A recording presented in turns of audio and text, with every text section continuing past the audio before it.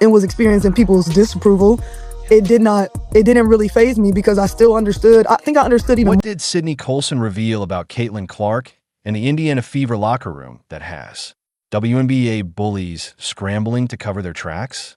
After months of Cheryl Swoops, Angel Reese, and others pushing lies about team dysfunction, Colson finally broke her silence on the post. Move's podcast.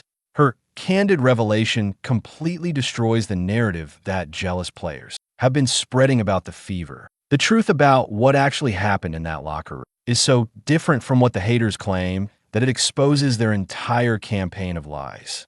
And when you hear Colson's exact words, you'll see why the Fever are positioned perfectly for 2026. Before we break it down, show some love for Sydney for telling her truth down in the comments.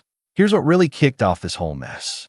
The 2024 draft hadn't even finished when certain WNBA veterans started their coordinated attack on Caitlin Clark and the Indiana Fever. You need to understand the timeline here because it reveals just how calculated this campaign was. Clark gets selected first overall in April, and before she even sets foot in the Fever practice facility, veterans are already planting seeds of doubt about her and her impact on a team. Cheryl Swoops led the charge with her inflammatory comments about locker room dysfunction before anyone could actually witness the team dynamics. She went on record questioning whether Clark could handle the professional environment and whether the Fever had the culture to support her. These weren't casual observations from a respected veteran. Swoops was deliberately creating a narrative of instability around a team that hadn't even started practicing together. Angel Reese and Aya Wilson jumped on board with their own version of character assassination.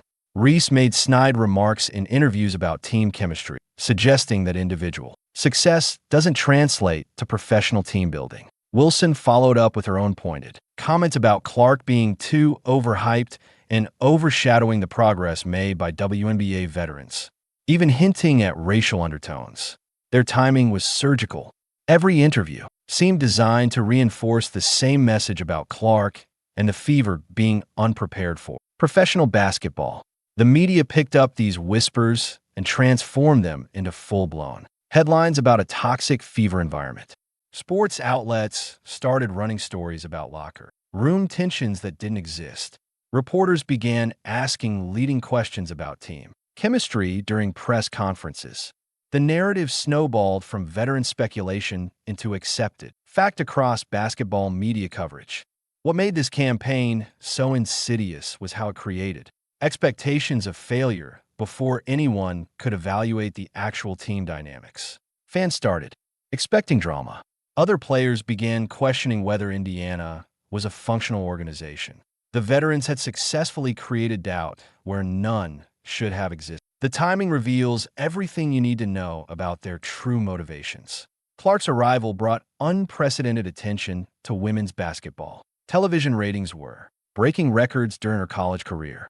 Merchandise sales were through the roof. Corporate sponsorships were flowing in at levels the WNBA had never seen before. These veterans watched her command attention they had never received in their entire careers.